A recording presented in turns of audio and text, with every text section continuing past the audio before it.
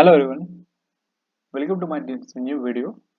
So today I am going to show you how you can edit your any image that you have added to the Wix site.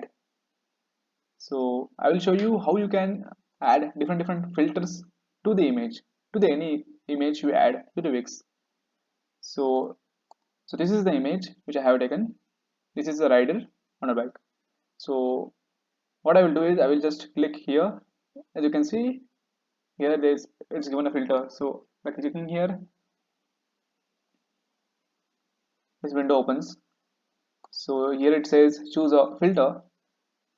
So here there are many options: none, Kennedy, darken, blur, lighten, faded, and many more. So you can choose any of the filter that you want. So let's say we choose this filter. So this is how it looks right now. Great, isn't it? So in this way you can do it. So this is the one of the way that you can use.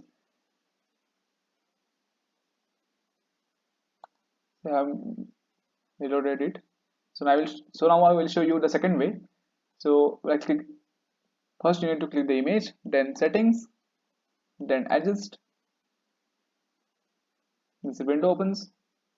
Then here you can click on filters.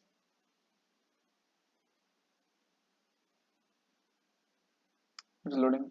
It's taking its own time.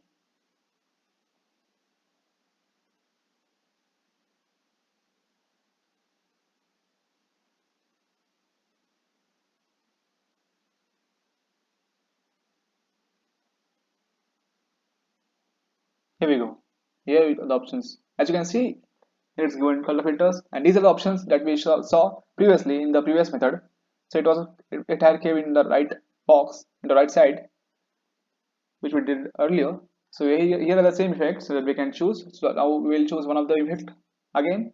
So I will choose this tropical one, and here there is advanced way that we can edit.